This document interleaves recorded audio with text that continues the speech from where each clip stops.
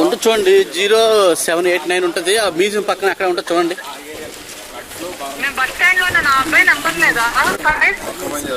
98074.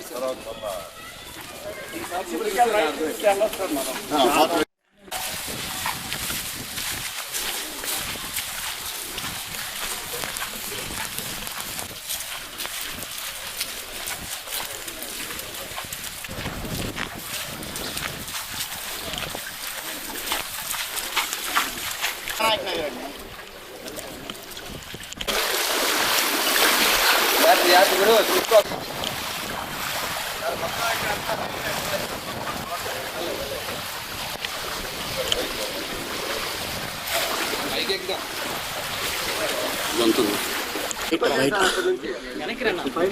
0789.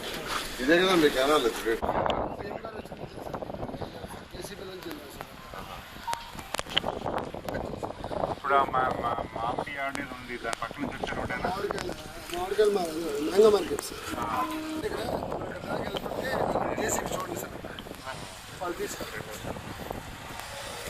ఆ JCB road రావాలంటే అవతలకి వెళ్ళాలా?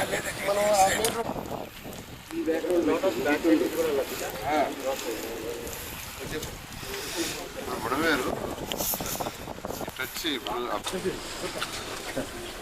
సరే 10:30 మీటింగ్.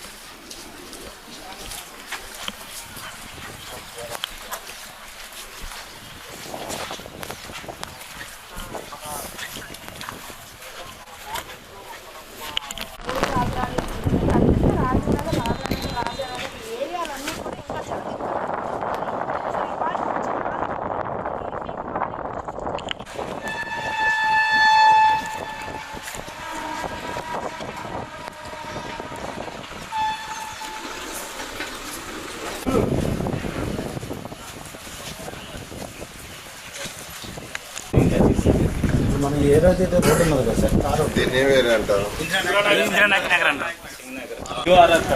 ఓల్డ్ అయితే స్టేషన్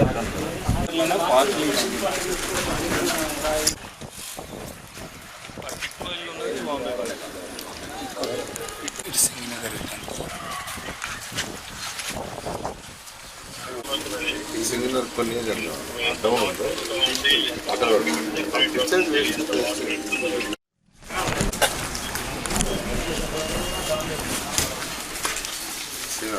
వాటిలో సబ్ అవన్నీ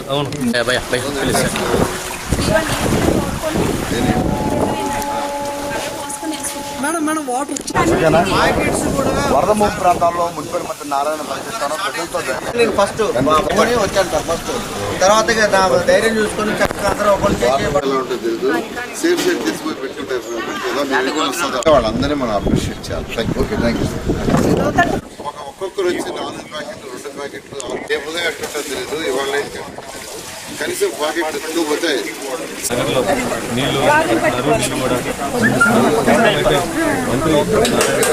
రెడ్డి గారు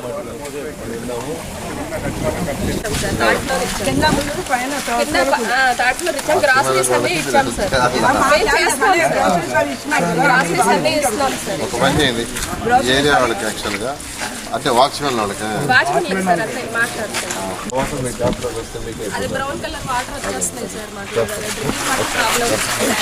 అందరికీ నమస్కారాలండి.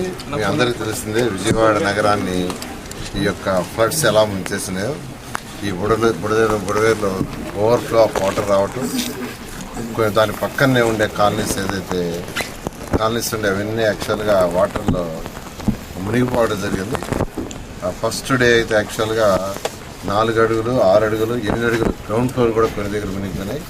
ఇప్పుడు కూడా మనం చూస్తున్నాం, ఇక్కడ ఉన్న వాటిలో గ్రౌండ్ ఫ్లోర్ మునిగిపోయింది. బుడవేరు పక్కనే దాని పక్కన ఏదైతే ఉన్నాయో ఆ యొక్క ఇళ్ళని ఈ వర్షాలు తగ్గిన తర్వాత అసలు ఏం చేయాలి, ఫ్యూచర్లో ఎటువంటిది రాకుండా ఈ బుడమేరు చుట్టూ రీటైనింగ్ వాళ్ళు కట్టడం, తర్వాత ఏదైతే ఆక్యుపై చేసుకుని ఉండారో ఇల్లు అవి కూడా కొంత తొలగించక తప్పదండి.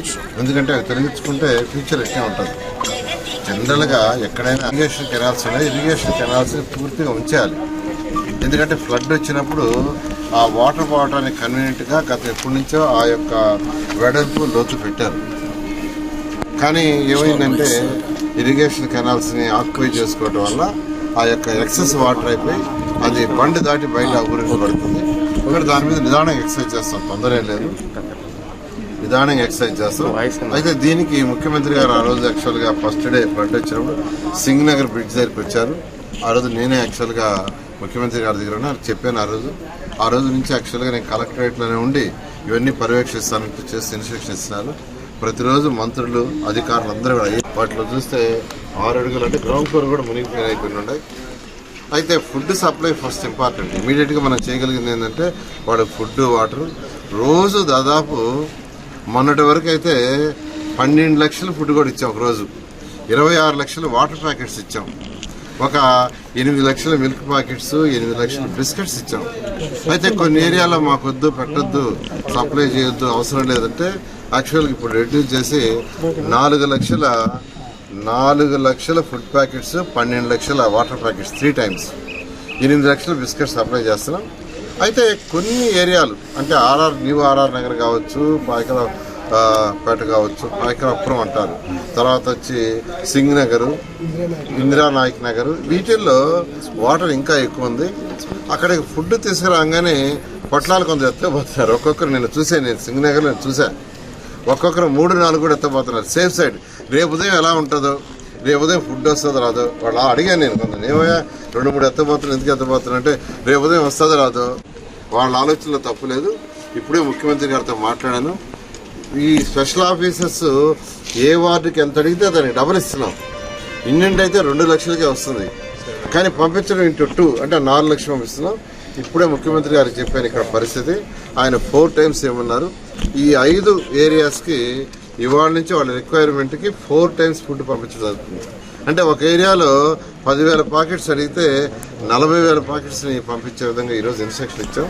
ఎందుకంటే నేను రాత్రి ఇందిరానాయక్ నగర్కి నేను వచ్చిన పర్పస్ ఏంటంటే, ఎందుకు ఇంత ఫుడ్ సప్లై చేస్తున్నా అంటే అవసరానికి సంబంధించి కంటే డబుల్ ఇస్తున్నా, ఇంకా కొన్ని దగ్గర మాకు ఫుడ్ రాలేదు, వాటర్ రాలేదు, బిస్కెట్స్ రాలేదు అంటున్నారు. దానికి ఏం చేయాలో ఏంది అసలు కారణం ఏంది, రూట్ కాజ్ ఏంది, కళ్ళతో చూస్తాం, చెవులతో వింటామని రాత్రి అక్కడికి వచ్చాను. యాక్చువల్గా ఇవాళ ఇక్కడికి వచ్చాను. నా అబ్జర్వేషన్లు ఏంటంటే ఒక్కొక్కరు ఎత్తపోతున్నారు, అడిగితే కూడా సేఫ్ సైడ్ అంటే ఈవినింగ్ వస్తుంది రాదు, రేపు మార్నింగ్ వస్తుంది, కాబట్టి ఆ విధంగా చేస్తాం. అదేవిధంగా వాటర్ కూడా రాత్రి నుంచి ఇప్పటికి ఈ ఇందిరానాయక్ నగర్లో 1.5 feet తగ్గిందన్నారు. ఎందుకంటే పైన బుడమేరు ఎక్కడైతే 3 బీచ్లు నిన్న రాత్రి క్లోజ్ చేశారు. అయితే ఈ వర్షం పట్టడం వల్ల యాక్చువల్గా కొద్దిగా వాటర్ ఉంది. ఈ వర్షం అంటూ లేకుండా ఉంటే ఈ ఏరియాలో కూడా రేపు మార్నింగ్ పూర్తిగా వాటర్ పోతుంది. తెలంగాణలో బుడమేరు ఎక్కడైతే వస్తుందో అక్కడ వర్షం వచ్చినా మనకు పెరుగుతుంది.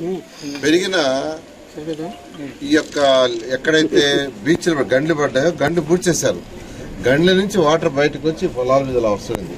గండి పూర్తి చేశారు కాబట్టి ఇబ్బంది లేదు. ఆ గండి కూడా నిన్న చెప్పింది యాక్చువల్గా నిన్న ఇరిగేషన్ డిపార్ట్మెంట్ ముఖ్యమంత్రి గారికి ఒక లెవెల్ చెప్పారంటే 1 meter వరకు వచ్చినా ఇబ్బంది లేదు. అంటే ఇప్పుడున్న లెవెల్ కంటే 1 meter.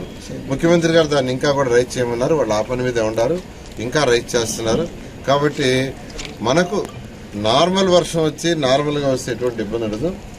ఫస్ట్ డే వచ్చినట్టుగా హై రైన్ వచ్చి ఒకేసారి పోరింగ్ వచ్చి గండ్లు ఏదన్నా పడితే ఇబ్బంది. వచ్చినప్పుడు యాక్చువల్గా తగ్గుతుంది మీద చేస్తున్నారు. అందుకని అందరికి రెయిన్ కోట్స్ ఇవ్వన్నాం. 10,000 మందికి రెయిన్ కోట్స్ ఇవ్వని యాక్చువల్గా రాత్రి చెప్పాము. వాళ్ళు మార్నింగ్ చాలా మందికి ఇచ్చారు. మిగతా డిపార్ట్మెంట్ వాడు కూడా రెయిన్ కోట్స్ ఇవ్వన్నారు, కలెక్టర్ గారు ఇచ్చారు. వర్షం వస్తున్నా చేయగలిగిన పనులన్నీ చేయమన్నారు. యాక్చువల్గా ఈరోజు చేస్తున్నాం.